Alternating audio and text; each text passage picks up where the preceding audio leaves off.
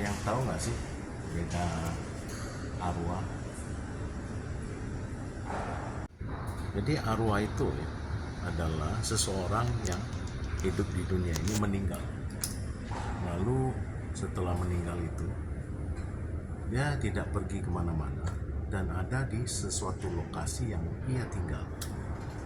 Lalu seperti biasa, seperti manusia juga berteman, dia hidup, dia merasa dia mempunyai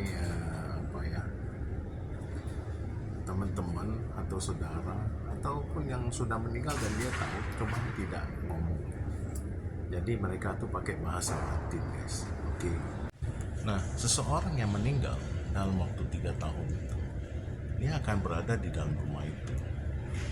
Maka kalau ada yang meninggal dalam rumah dalam waktu 3 tahun itu, jangan banyak ngomong yang enggak, atau membicarakan sesuatu hal keburukan orang tersebut. Ini akan menjadi masalah dan akan memperburuk suasana.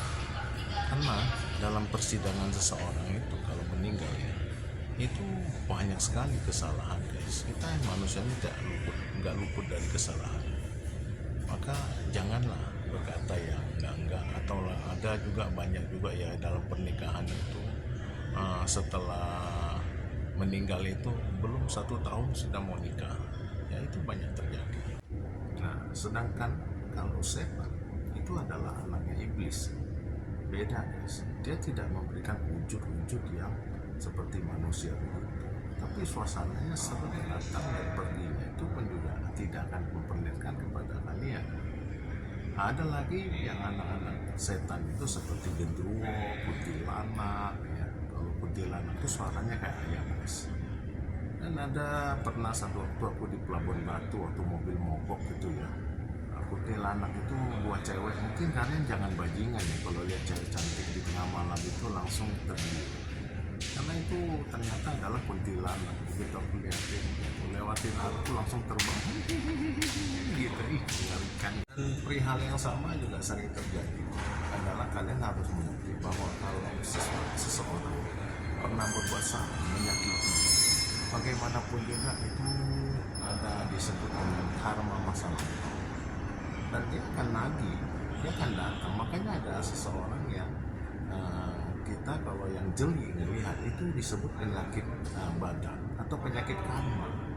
Kalau penyakit karma itu adalah orang yang setelah meninggal itu dia disakiti, dia nggak terima dan dia protes sama alam itu, protes sama Yun itu atau Raja Neraka. Di situ timbulnya penyakit yang disebut dengan penyakit karma. Jadi bukan sekedar menakut-nakuti ataupun memberikan gambaran yang nggak jelas. Mungkin kalau orang-orang yang mempelajari supranatural ya, dia akan tahu bahwa ini sebenarnya adalah arwah atau setan. Ini beda, guys.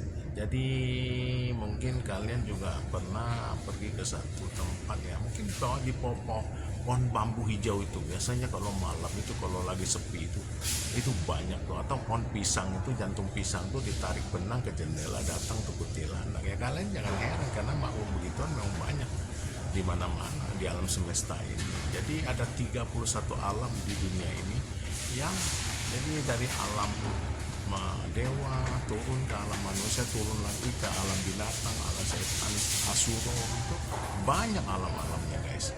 Dan kita harus jeli, harus tahu. Makanya banyak doa sama Allah, sama Tuhan ya, agar diampuni dosa kita, juga dilindungi dan mendapatkan namanya canikuangnya. Jadi cahaya kita di wajah itu terang, sehingga makhluk halus itu takut, dia tidak mau dekat sama kita. Makanya harus rajin ibadah, rajin amal.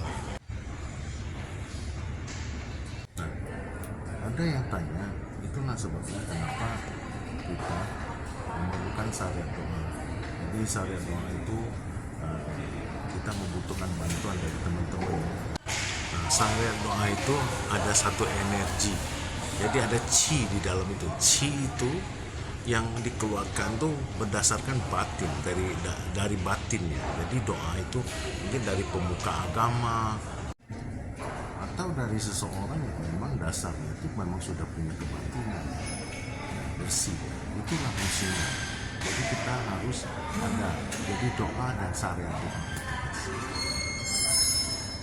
Ya tentunya kan ritualnya beda-beda ya. Setiap orang tuh mempunyai dari segi agama berbeda, cara ritual berbeda. Terus apa dulu masalahnya yang dibikin sehari itu ada yang untuk ya, susah jodoh biar gampang jodoh ya nggak? Atau setelah nikah itu manjang jodoh, usaha lancar, banyak pelajaran. Oke.